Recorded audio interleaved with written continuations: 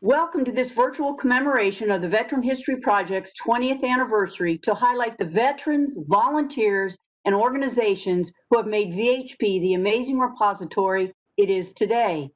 This is the first of 3 panels, each illuminating a core group, and today we will focus on veterans.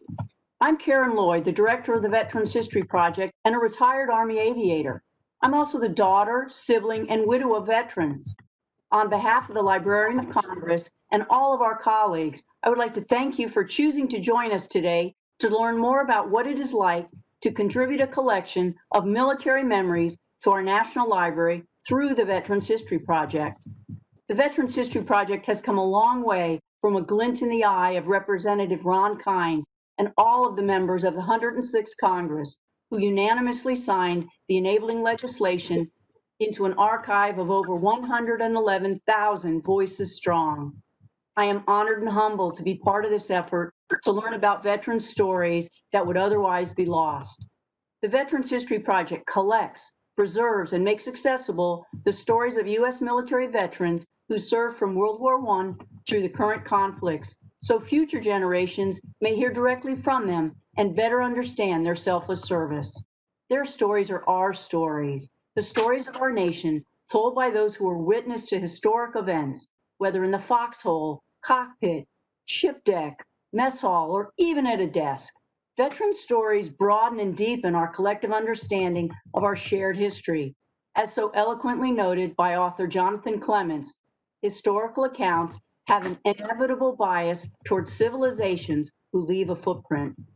Our collections consist of oral histories, photographs, letters, diaries, even two-dimensional artwork from individuals who sat down with the veterans or the Gold Star family members in their lives and asked about their experience, and then listened, really listened. I, like most veterans, didn't think I had a story to tell. Boy, was I wrong. In December 2016, my fantastic interviewer, Owen Rogers, coaxed things out of my memory during the interview I hadn't thought about in years. Truth be told, even though I had participated on the other side of the camera, I wasn't fully prepared for the outcome. It created a treasure trove of remembrances and reflections on a personal level that would have been lost to history.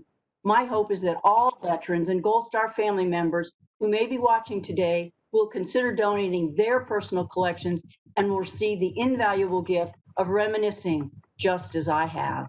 I am excited to welcome and turn over the virtual microphone to today's moderator, Colonel Mark Franklin, U.S. Army retired. During Colonel Franklin's 30 years of service, he held numerous positions as varied as weapons platoon leader all the way up to political military advisor to the Okinawa area coordinator, and later as the senior country director for China, Asia, and Pacific Security Affairs, Undersecretary of Defense for Policy, where he was responsible for developing the military-to-military relationship with China.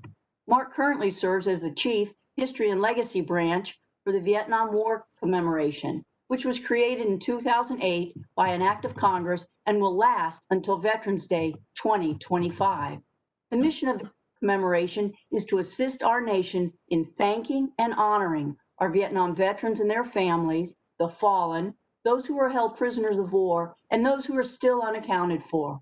In support of that mission, the History and Legacy Branch strives to provide the American public with a clearer understanding and appreciation of the service and sacrifice of our Vietnam veterans and ensure their legacy of their service endures for future generations. Mark and all panel members, thank you so much for joining us today. Karen, thank you very, very much, and thank you for giving me the privilege of serving as the moderator for this panel discussion. As you mentioned, the United States of America Vietnam War Commemoration is a national commemoration authorized by Congress and established by the Secretary of Defense and launched by the President in 2012. And by presidential proclamation, this commemoration will continue through Veterans Day of 2025. And of course, with the establishment in law in 2017 of the National Vietnam War Veterans Day every March 29th, we're hoping that Americans everywhere will continue to honor our Vietnam veterans annually as our country moves beyond 2025. Now, one of the ways the History and Legacy branch helps ensure the legacy of our Vietnam veterans endures is to conduct video recorded oral history interviews of Vietnam veterans. And of course, we share these and have shared these with the Library of Congress Veterans History Project. I have had the honor and privilege of participating now in 770 of these oral history interviews. And I can tell you that to the listener, a veteran's tale can be compelling, it can be riveting and fascinating, they can be funny, heartwarming, uplifting, and inspiring, but they can also be heart-wrenching, sad, and quite often difficult to hear. From the veteran's perspective, the tale may convey nostalgia, fond memories, a longing of that period of time, but they can also convey regret, sometimes guilt, and sometimes unfathomable sadness.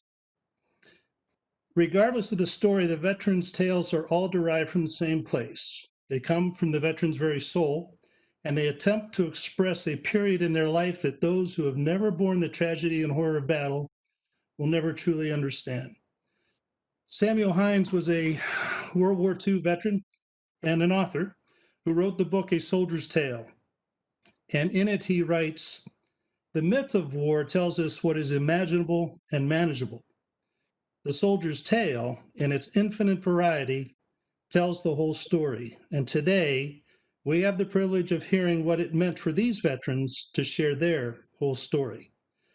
I've watched each of your interviews, and I am humbled by your stories, by the sacrifices that you've made and the things you've overcome as a result. And so it is truly an honor and a privilege for me to be here. So to start us off, during her 17 years of service in the Navy, Commander Daner participated in medical missions around the world, including Afghanistan, where her team was awarded the Presidential Joint Unit Commendation for their work during Operation Marja. Her duties culminated at the Walter Reed National Military Medical Center in Bethesda, where she served as the chief of pediatric anesthesiology.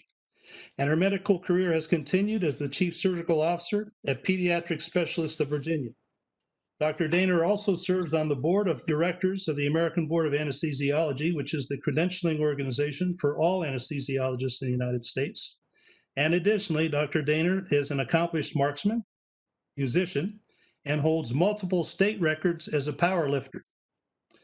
William Maxner Barner III was drafted in the United States Army 5 months after he married his sweetheart, Sandra. They have been married for 54 years. It's a great number. Thank you, sir. When he arrived at basic training, one of those first things his drill sergeant says was, "You're going to Vietnam and you're going to die." And as he has said in his collection, he wasn't interested in either of those and made a point to come home. He served as a fire direction control specialist for a battery of 6 155 millimeter howitzers. And following Tet in 1968, his battery fired over 32,000 rounds, each one weighing 102 pounds, while setting up 22 separate fire bases. Although Mr. Barner returned home in one piece, he was not unharmed. 40 years after his discharge, he was diagnosed with post-traumatic stress. And although he initially resisted that diagnosis, he has now accepted it and has helped other veterans get the help and benefits that they have earned. Juanita J. Mullen is a member of the Seneca Nation of Indians, keeper of the Western Door, the Cattaraugus Indian Reservation in Western New York. Ms. Mullen just turned 20 when she decided to join the military after watching a commercial about the Air Force. And this led to 20 years of active duty service and retirement in the year 2000. A vow that she made to herself: "I have sacrificed my way of life and culture for 20 years of service and commitment, but for the rest of my work life, I will spend it helping and working for my people, Native people." Following in his Vietnam veteran's father's footsteps, Staff Sergeant retired Shiloh A. Harris always knew he wanted to be a soldier. September 11th in 2001 provided further motivation. He served as a cavalry scout with the U.S. Army, deploying to Germany before war-torn Iraq with the 10th Mountain Division. And on February of 2000, his armored vehicle was struck by an improvised explosive device, an IED, injuring the driver and ending the lives of 3 of Shiloh's fellow soldiers. He survived with severe burns, traumatic brain injury, and post-traumatic stress, and spent nearly 3 years in the burn unit of Brooke Army Medical Center after undergoing 80 surgeries. He medically retired in 2010, wrote his first book, Steel Will, in 2014, and has since served as a motivational speaker. And today, Shiloh is a student of Incarnate Word, a devoted husband to his sweetheart, Jamie PK, and a thoughtful father working to leave a strong legacy for his family. So once again, I want to thank each of our panelists for joining us. And I'll begin by saying that having participated in plenty of these interviews myself, I've learned that sometimes it takes a family member to persuade you to tell your story and the importance of that story. So Shiloh, we'd like to start with you. Can you share how you first started sharing your story? Did you say me, sir? Shiloh, yes, sir. Okay, I apologize.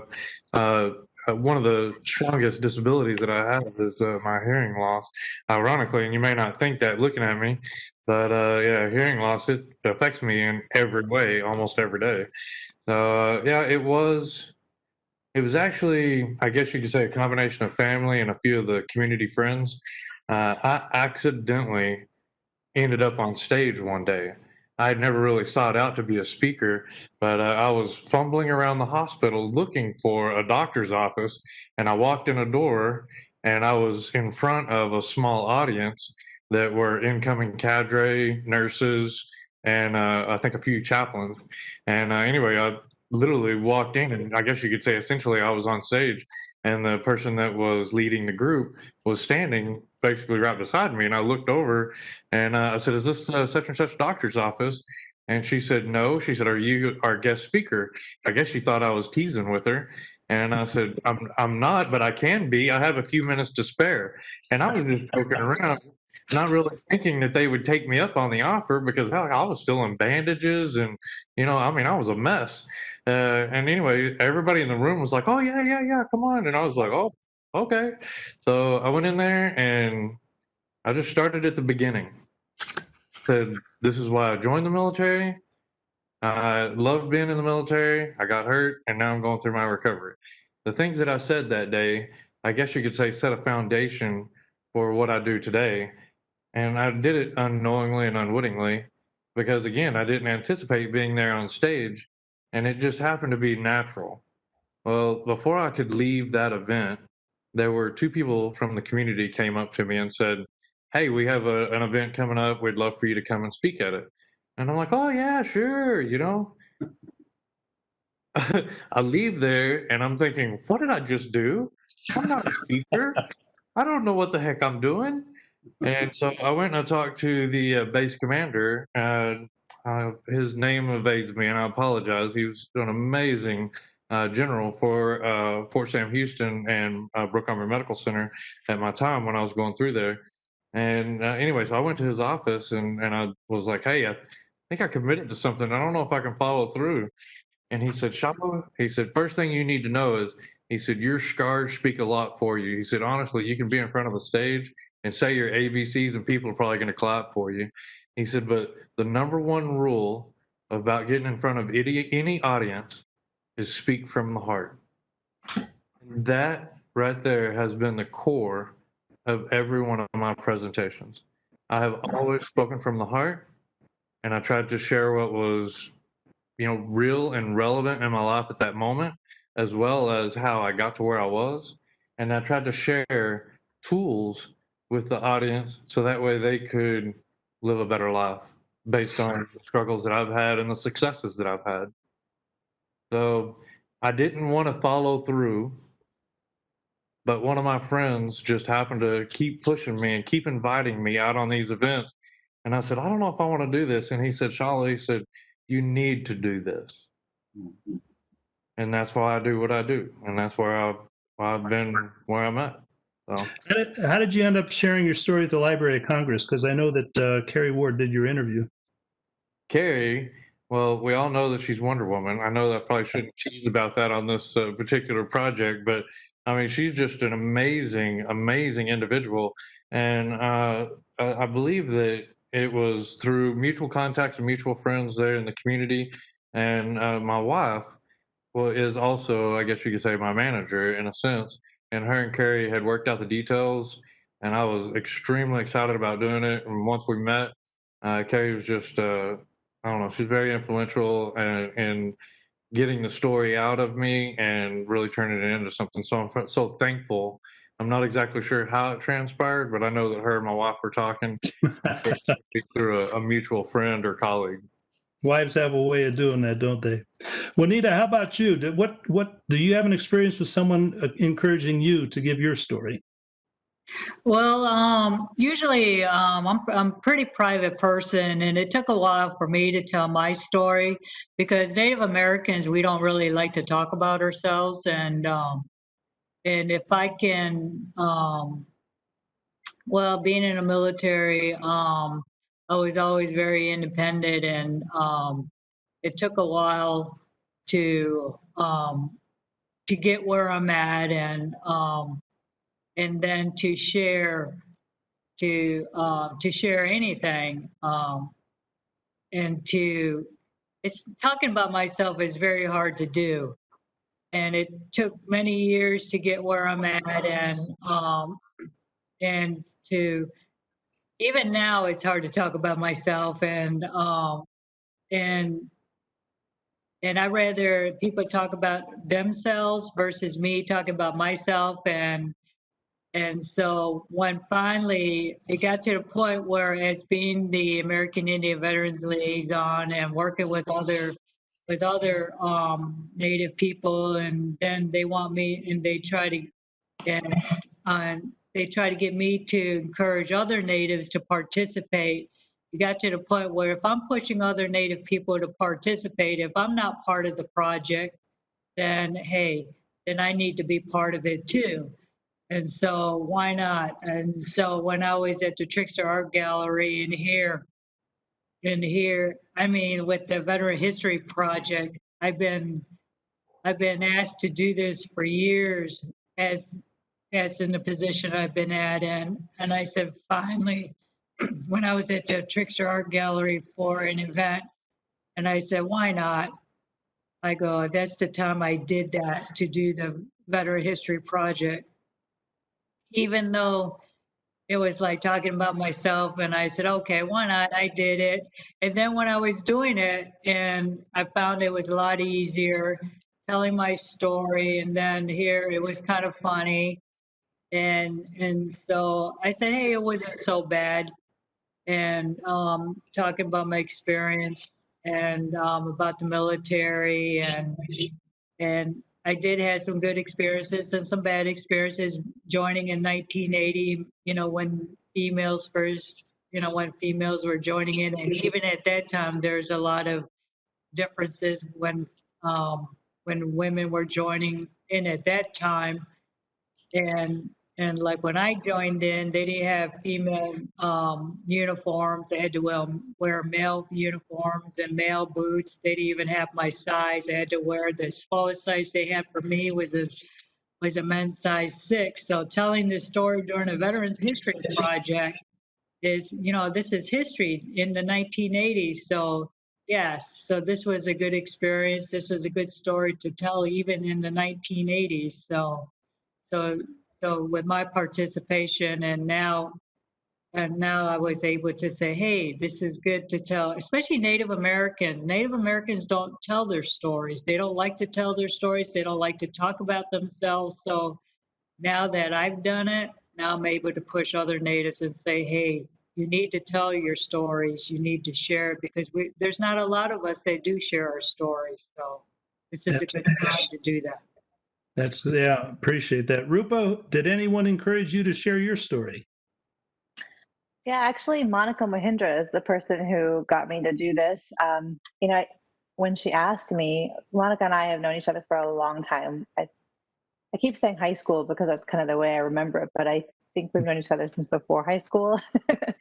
And, middle school gets a little bit fuzzy back there. But when she asked, I said yes because she's my friend and I'm always going to say yes to my friends. But in my heart, I really thought, I hope she's not making a really big mistake. She must not really realize just how boring my story is. Maybe, I'll waste a couple hours of time and she can throw it away.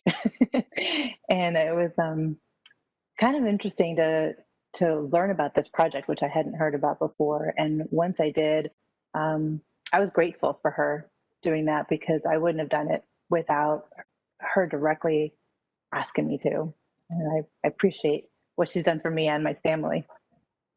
As you know, we had the honor, we were able to interview Gordon Sullivan, who was former chief of staff of the Army. And during his interview, he said, every soldier has a story to tell and every story needs to be told. We hear often from Vietnam veterans, well, I didn't do much or I don't have much to say. And that simply isn't true. And as you heard Karen Lloyd say, it brings back a lot of memories. So, Bill, was there anyone in particular that encouraged you to tell your story? Yes, you're absolutely right. My wife. I want to speak to Shiloh because it'll be a lot easier. The Vietnam combat veteran is a very proud individual. The Vietnam combat veteran came home and was forced to be an individual. And as such, we did not ask for help. We didn't want any help.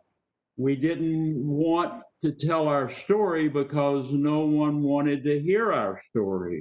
And when I say no one wanted to hear our story. So I went for 45 years without saying anything to anyone at work, at church, really nothing to my own family. I don't know if Shiloh's father talked to him about it. He might have, but I did not. And what happened is I didn't do drugs. I didn't drink. Shiloh, I worked 7 days a week, 100 hours a week, and that's where I hid. Sandra raised our children.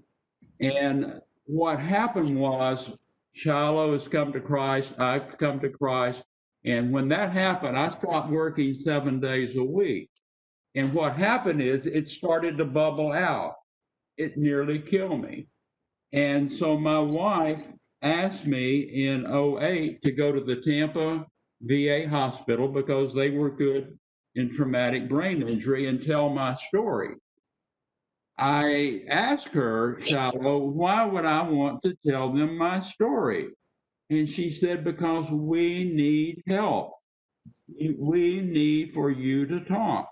Well, I go down there and here's all these beautiful Rupa Dainers, these psychologists and their doctors, and they're wanting to hear my story. And Rupa, I said, oh, I'm not telling you my story. I don't know you. I don't trust you. I don't trust anyone.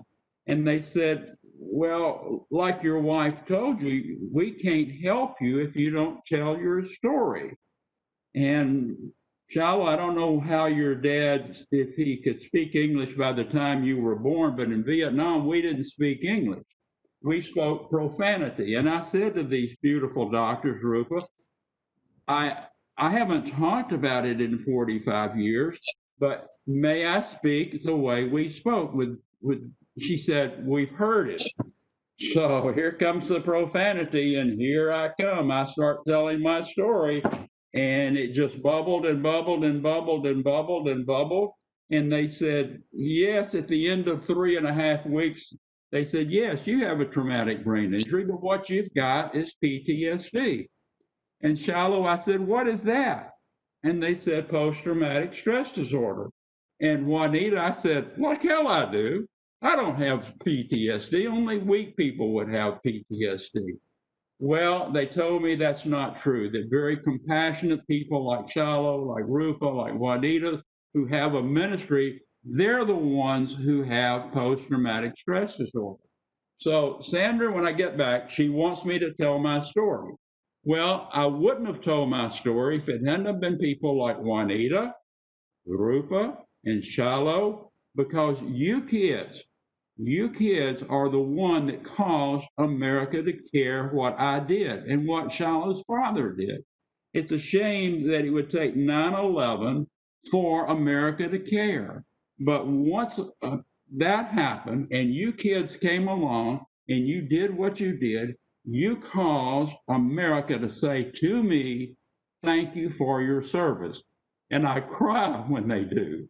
I cry when they do because I never thought America would care.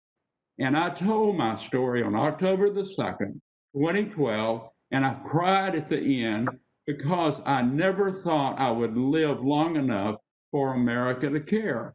I go outside and I say to God, God, please help me believe that America cares.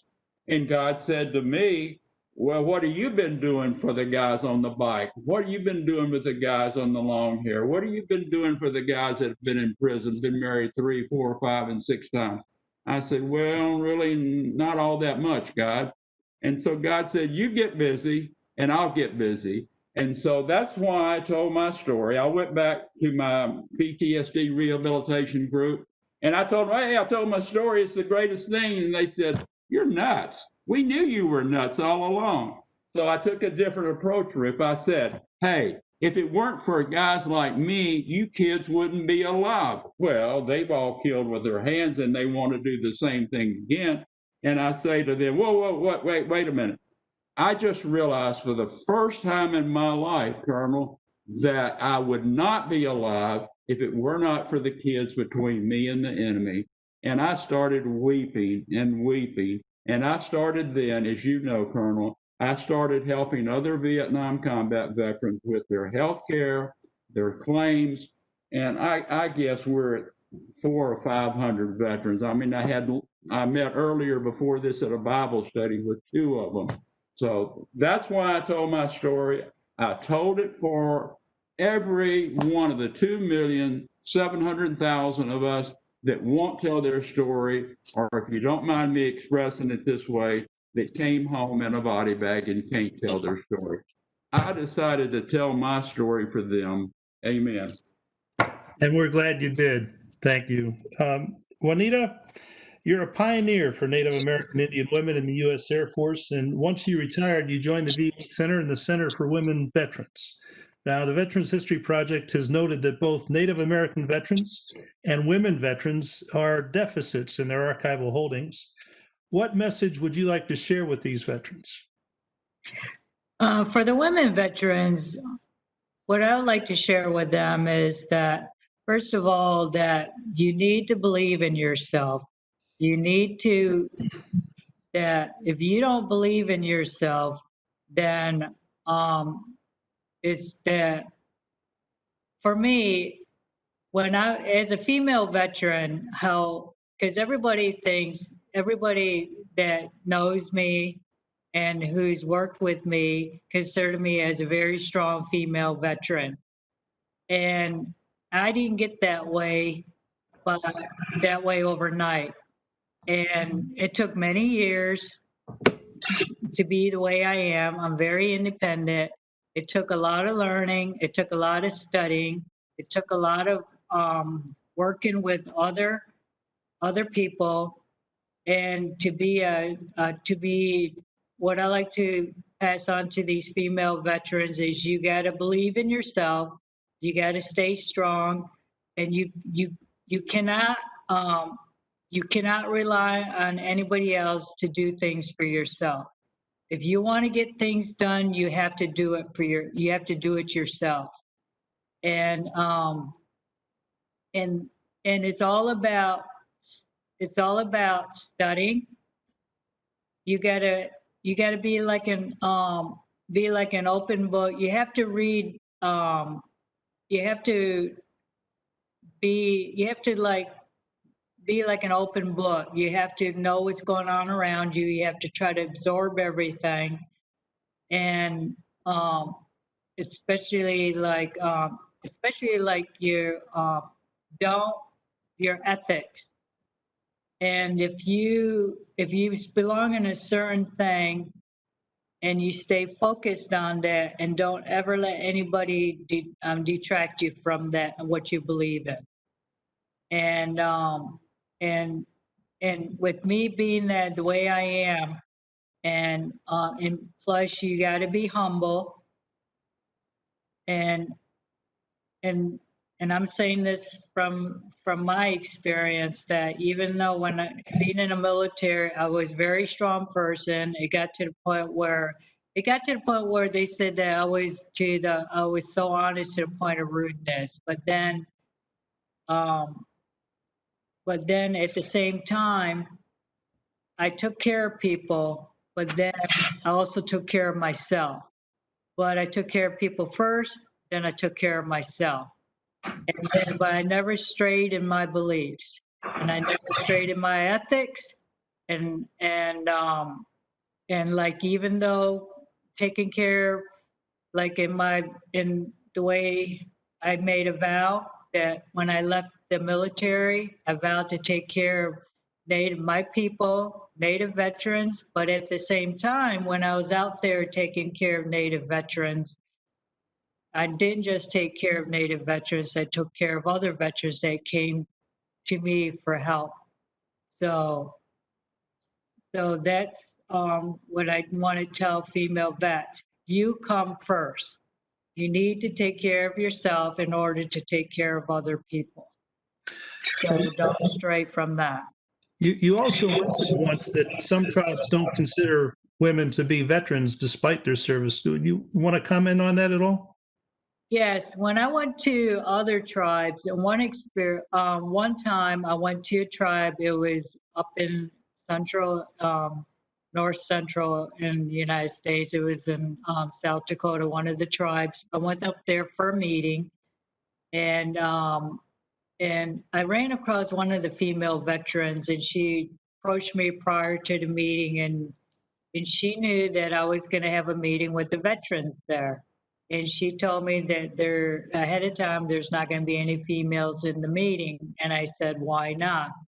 And she said, because the males in the meeting, the male veterans of the tribe don't believe women were veterans unless they served in war. And I said, that's not, I go, really? I go, a veteran's a veteran. I go, whether they served in a war or not. I said that, I go, so you're telling me that there's not going to be one female in the meeting? And she told me no. And I said, wow. I go, hopefully they know that as being the liaison, that I'm a veteran, I'm retired Air Force, and they know that. And she goes, I don't know. And so when I went in there to that meeting, and first of all, when I went into the meeting, that I had two other VA employees with me, and they were non-native, and they couldn't attend the meeting with me. They had to stand outside the door. Only natives could participate within the meeting. And so, so I went into the meeting, and when I went into the meeting, they were all Native men. And so I was the only female in the meeting. And so the first thing so of course we did our greetings and that. And the first thing that came out of my mouth when I introduced myself, I told them who I was, and I said, you know, that I'm a veteran, I'm a retired Air Force. And they said, and they all looked at me because they were elder veterans there. And first of all, and they looked at me and they said, well, how old are you? They go, you don't even look old enough to be a veteran. And I said, well, I may not look as old as you think I am, but I am, old enough. And I said, yes. And so, but I made it clear to them, I am a female veteran. And I asked them, I go, where are the females? I go, how come you don't have any female veterans here? And they said, well, we put the word out, they just didn't show up. But I knew ahead of time why they didn't show up. But I didn't say anything because it wasn't my place. Because if I work with tribal leaders and Native people for many years, and there's a place and time to say things, and I know when to say and do when you go to different tribes. And this wasn't my tribe, and so I knew my place, and so. But this is what happens. Some tribes believe in certain things, and evidently this tribe felt that women veterans aren't considered veterans unless they served in a war. And this was back in 2004 when I went to this tribe. So maybe things changed at this time, but Well, that was maybe you helped. Maybe you helped that by making your point. This next question is for everyone, and so Rupa, we're going to start with you. But how did you prepare to share your collection with the Library of Congress Veterans History Project? Well, I wish I could say I prepared very well. I don't think I did. Monica asked me to, think about what I wanted to say, and I honestly think I mostly thought of what I didn't want to say. Um, you know, Oh, even looking back, I really kind of brought it forward when I was listening to Mr. Barner speak, and he said, did your dad speak English when he came back? Because I spoke profanity, and I thought, so did I. So much of what I didn't want to share was the culture of where we were and what I became for the 9 months I was deployed, and how we talk. A Marine when you can say "kill" on the side of the road, just be like, "Hey," and they think that's funny, and you don't say those words to regular people. It sounds horrible and jarring, and everything that we talk about in this country as being bad, but that was very normal and not bad and actually fun. And so I thought about things I didn't want to say. And Monica is such a wonderful interviewer. I had no idea. She just molded her questions into my story. It was amazing. So I still think I probably should have prepared better. Shiloh, I see that you're muted, but how about you? Now, I know that you've done motivational speaking in the past, but this was a little different. And I know that your wife had a lot to do with you doing the Library of Congress, but how did you prepare for that? I'll tell you, I have been so very blessed about just being able to go and yes, I put some thought into it, and and it's like I said, that very first accidental presentation, I usually start at the beginning. Now, when I was getting ready to meet Carrie, I honestly didn't know what to expect, but I usually keep a bit of running notes of highlights. And you got to admit, I've been doing this since 2007. When I was still in bandages when I did my first few presentations, and I try to stick to that same format for one, but over the years, it's like I said, I keep that running tab of notes because you often meet somebody that you might have inspired, but the communication that you have with them after the presentation inspires you, or it has inspired me in this particular case. And so, whatever transaction we had, the dialogue that we shared, I tried to take into account, the dynamics of that conversation. Maybe it was a new question or something that I felt like might further help other people. And that's what I did with Carrie. Right before I met her, I went over all of these notes and all these highlights that I've collected over the years. So that way, everything that I shared with Carrie was real and relevant. So I guess that's just me being responsible. But at the same time, it's just like Juanita and William and Rupa, we all want to serve our community. And I figured the best way to do that is to progressively learn. And Juanita talked about that quite a bit, with her encouraging her female colleagues and her peers is, educate yourself. And I've done that. I've educated myself. And then when I learn something new or if somebody asks me a question that I don't know the answer to, then you know what? I'm going to go and do that research. And if I think it's real and relevant, I might even share that on stage the next time. So yeah, when I met Carrie, I knew that this was going to be documented, and I wanted this to leave a lasting impression for not just my generation, which now I've realized that I'm not just like a generation ago. I'm like 2 generations ago, and it's almost what I got injured in 2007. I joined in 2001. I mean, this is year 2020. Been 13, 14 years, since I've been injured, and almost 20 years since I joined the military. Yeah. So, a lot of prep. Those years. Bill, how about you? How did you prepare? It was easy. Once Sandra got me to go to Tampa, and the doctors opened my brain up, and I started talking, the doctors there realized that I was suicidal, that I needed to tell the stories, I needed help. They held me there until I could get into residential PTSD rehabilitation in Waco, Texas. So I went from Florida virtually to Waco, and I entered another 11 weeks of PTSD rehabilitation. Well, you got to talk. You got to tell your story, or the facilitators can't help you. Your brothers can't help you. Your younger brothers can't help you. So you've got to tell your story. So I started telling it in '08. Sandra says in 2012, Jim Showers wants you to tell him your story. They're going to record it. I said, let's go. And I was amazed. 2 hours was over with. I said, can't we run this thing a little longer? I'm not through because I have a story to tell. And I've told him my collection at the Library of Congress is probably 1,000 pages. I mean, they have my diary from Vietnam. They have letters between Sandra and myself. They have, they have a large collection. I want America to be proud of the Vietnam combat veteran. We did a good job. Amen. Thanks, Bill.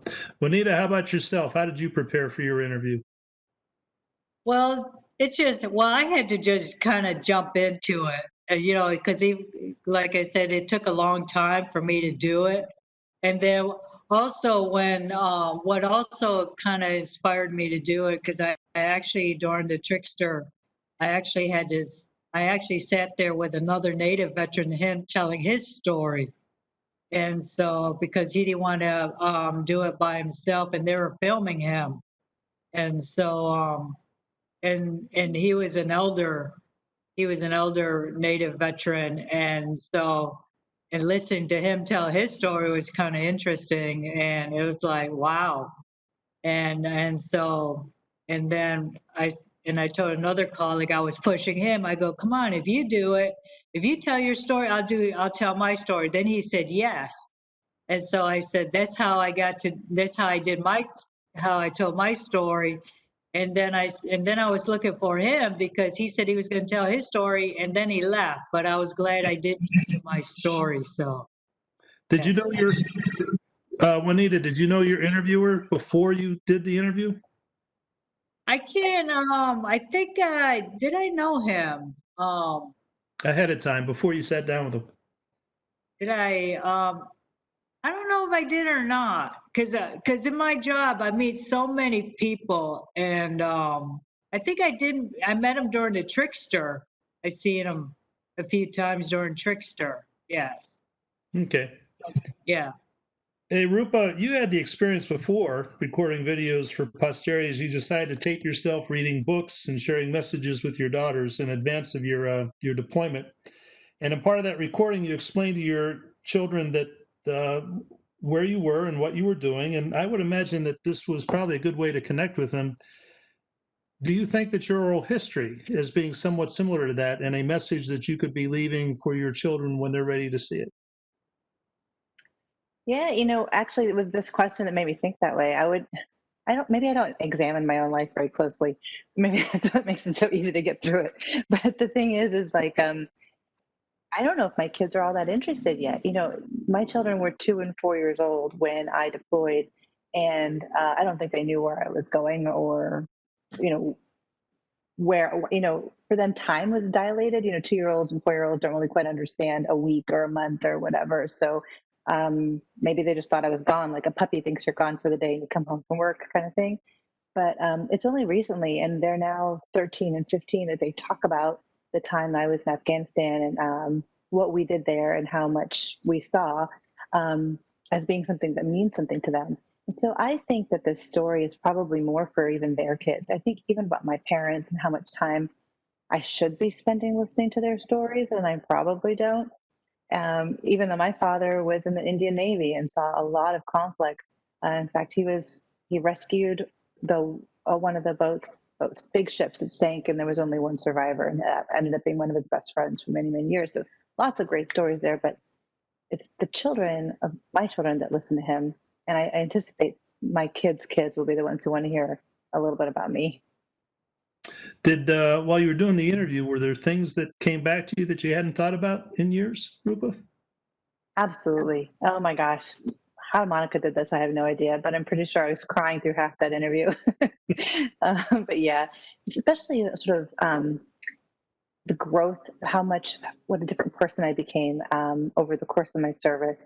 Juanita was saying what she wanted to tell women veterans, and how there's a time and a place to say things. And I think I've never known my time or my place. I've always said things on my own terms, and my hope is that that women will understand that they take up the same amount of space as anyone else. That the language we use to describe veterans shouldn't start with their gender. They're veterans, and shockingly, many women have seen or been injured just as badly as any guy, and many guys have never been to war, and they're all veterans. But thinking back through that and giving my answers and telling my story helped me realize how much I've learned, and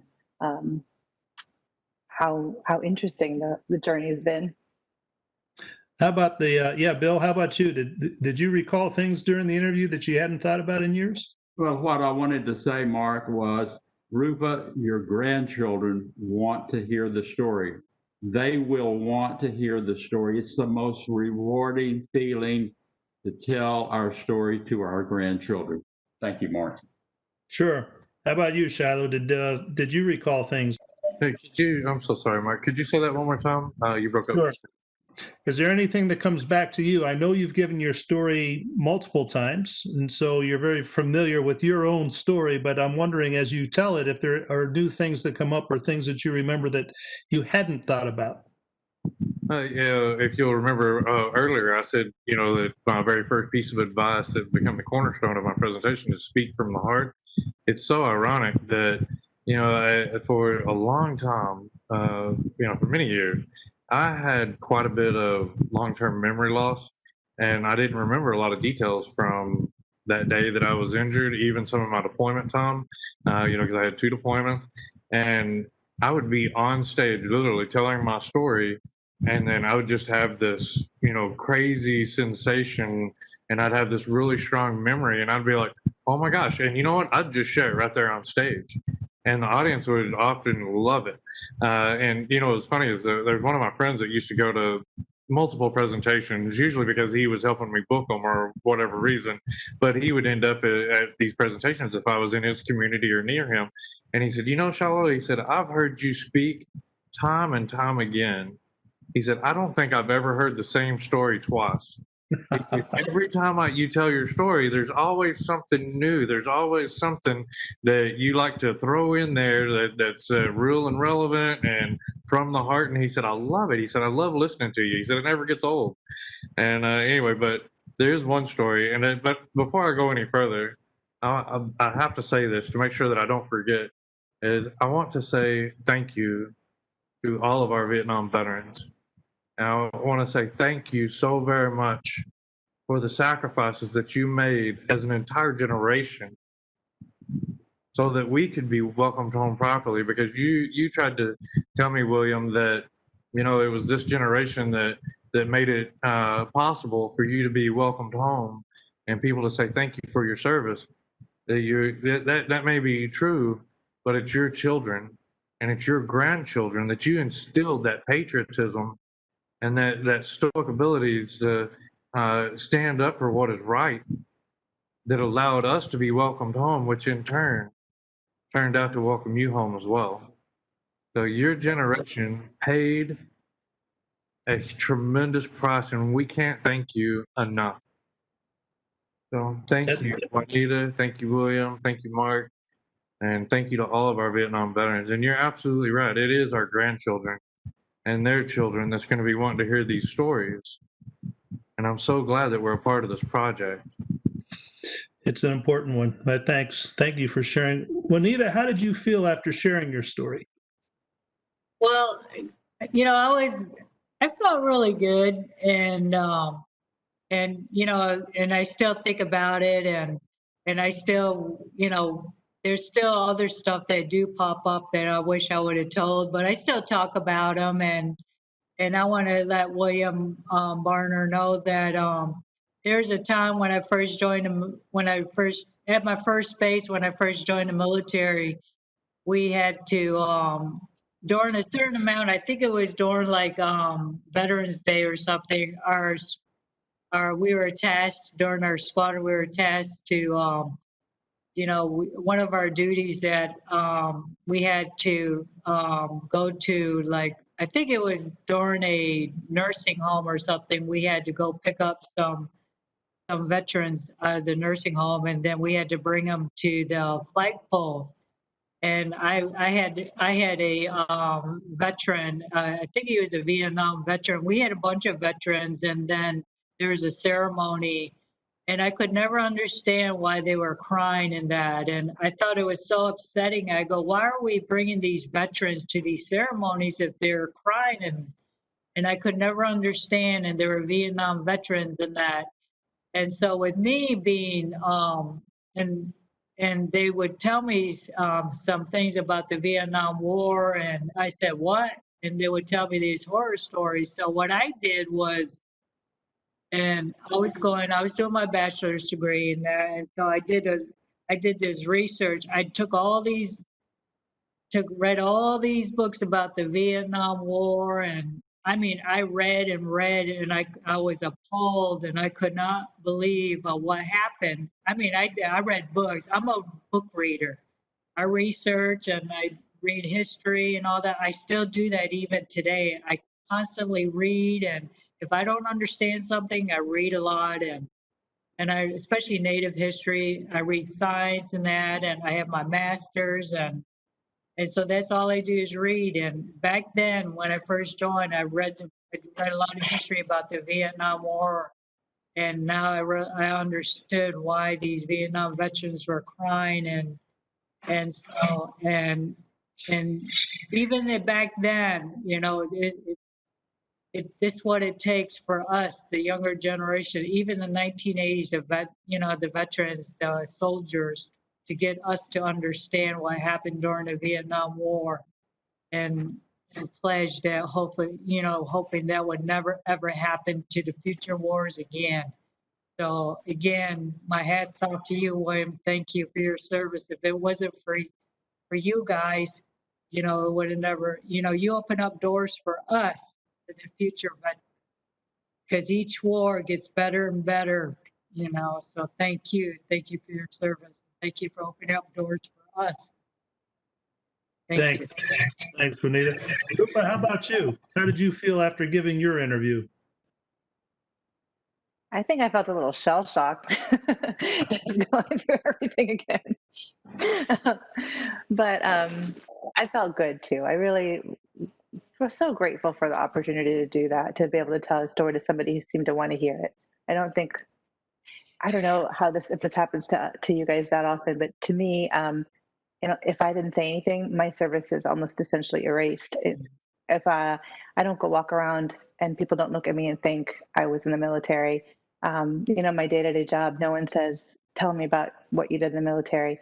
And if you meet my partner right now, he's around the corner, but he's a 6'4", pretty well-built dude who spent 10 years in the Army. And if we go anywhere, I mean, eyes on him, right? Like, it's just the guy, hey, would you in the military?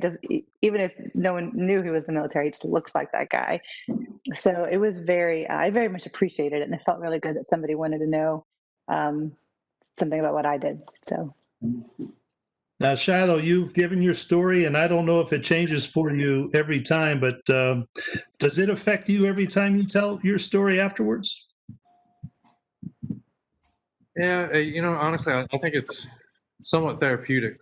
For me, at least in the beginning, yeah, it was really hard. And I'll be honest, I think one of the biggest challenges for me was writing the book.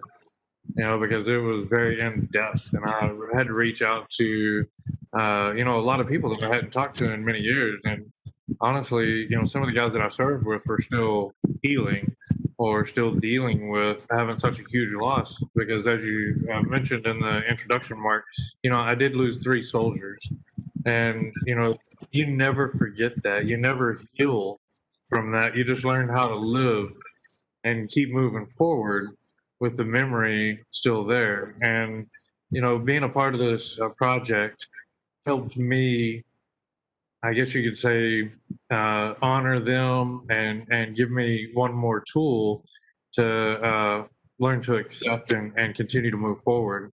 But yeah, each time I give a presentation, for the most part, it's therapeutic.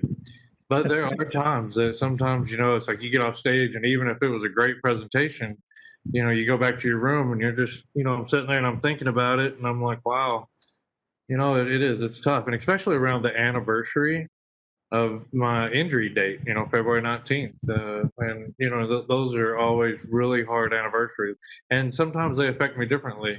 I've learned to try to celebrate the lives that those individuals did get to live, and the positive effects that they had on everybody around them, including their families. And I'm actually in touch with a lot of the families. I'm in touch with a lot of the service members that I served with and that were there that day to help recover me and my driver off the battlefield.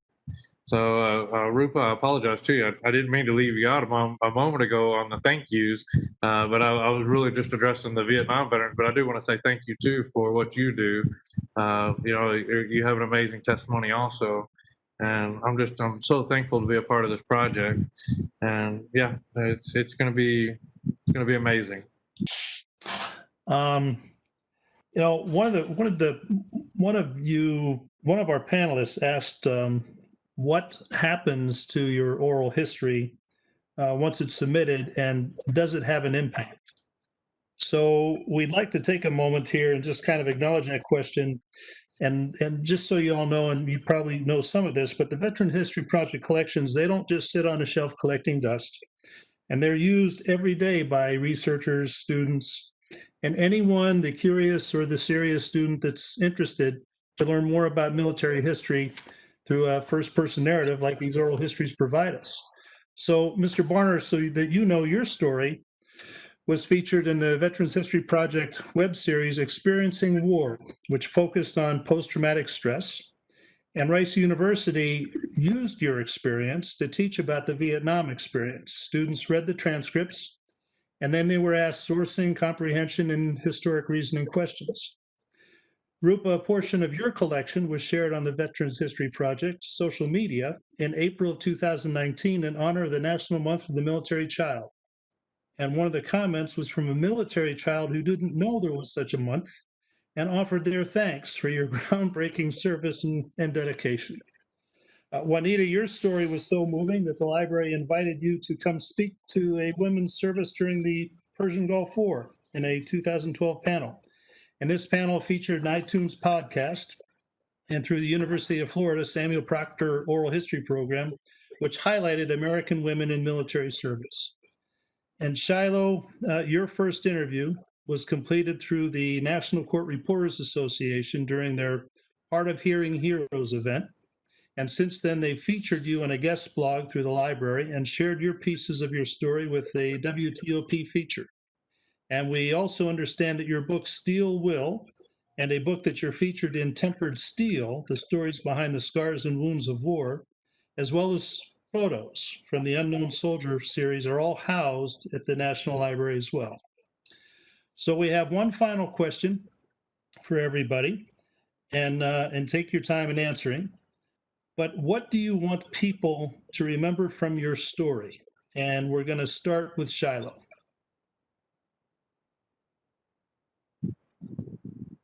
Again, thank you, Mark. There's actually, it's like I said, almost every presentation is different. And I guess each time I want I want the audience to get something different each time.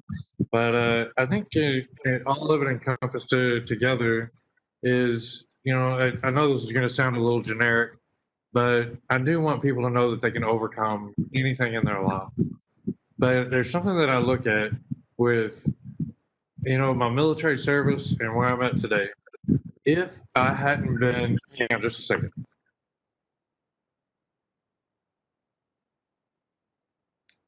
We're going to let him finish before we move on. Oh, sorry about that. Yeah, it's all right. Something that I always want everybody to realize is that, it took me a while to realize this as well. I looked in the mirror and I seen these scars. I seen that my ears were missing, my nose missing, fingers missing. And you would think that I look into the mirror and think I had a different life. But I look at all of these scars and disabilities and missing pieces as a bit of a blessing. because there's so many of our veterans today that have these scars, but you can't see them. It's just like William talking about PTSD. You know, there's so many of our veterans that walk around with these scars that look just like me, but on the inside. And so I want people to realize that just about everything in your life can be a gift if you'll change your perspective about it and see it for the gift that it is. I wouldn't be able to live this lifestyle, most likely, if it hadn't have been for my injuries and me being able to accept them and learn to love me for who I am, just as Juanita said. So that's what I want people to learn to understand, is that they need to love themselves. And with that love, they can overcome just about any kind of adversity that they face in their lives and potentially turn it into a great gift.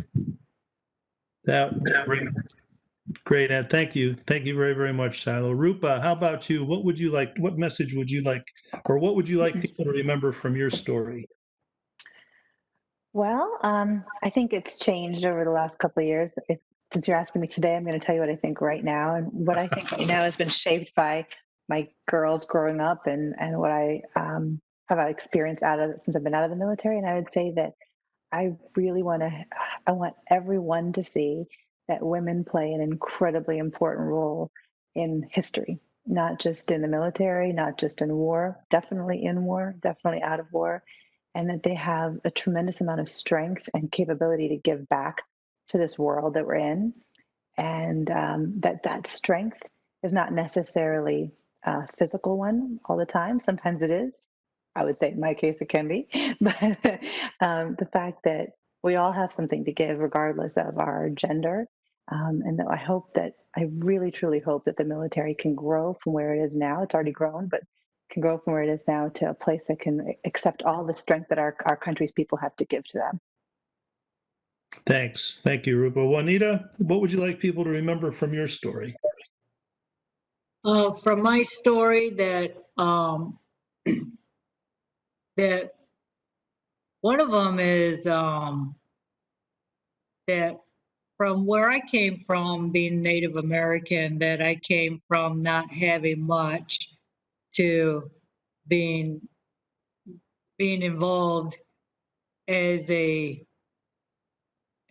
how can I put it, not knowing. I came from a very closed community to being to a very diverse community, and also being a female, is that that we're also being a veteran and being a female veteran too, and learning quite a bit that that we're all veterans regardless if you served in a war or not, and that also we're very diverse, being a Native American, coming from nothing to having almost quite a bit.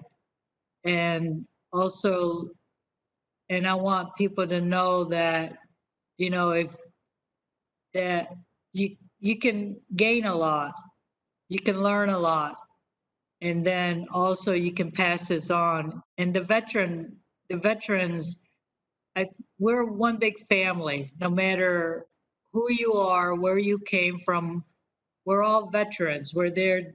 We all served, and we're there for each other. And we're going to take care of each other just like we did in the military. And we're there. We're going to be there for each other no matter what. And there's still a lot of us. There are, even when we served even served in the military, a lot of us that retired or got out of the military, we're still serving. We're still helping our veterans out, and we're going to continue to do so regardless. Thanks. Thank you, Anita. Bill, I deliberately saved you for last. What Thank you. do you want people to remember from your story? My story is about horror, death, bitterness, anger. I want every veteran to know that their job was important because war is horrible. War is horrible. And every veteran that says, well, I was just in the service, I was just in the Navy, I was just in the Air Force, I didn't have an important job.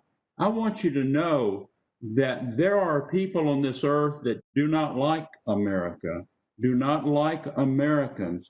And you that served between the wars prevented war, death, and destruction. I commend you as the hero for serving and protecting my children and my grandchildren.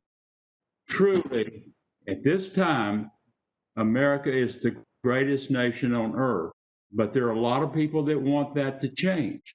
And you, every veteran, tell your story. Be proud of what you have done, because as long as America exists, the Library of Congress will exist, and our story will be told. God bless America. Thank you. Thank you very much, Bill. Well, I want to thank each of you for enlightening us as to what your experiences were like in providing your collections to the Veteran History Project. But I also want to especially thank Karen Lloyd, Carrie Ward, Monica Mohindra, and the rest of the Library of Congress Veterans History Project crew. One, for giving me the privilege and honor of moderating this panel discussion of these amazing, incredible veterans. So thank you very, very much for that. And I want to encourage everyone watching this and listening to please check out the participatory and archival resources that are available on the Veterans History Project at the website loc.gov/VETS. In other words, it's loc.gov/vets. I want to thank you again for joining us. And I personally look forward to working with the Library of Congress with our own history collection and working with you soon to learn more about the veterans and our Gold Star family members that are in our lives.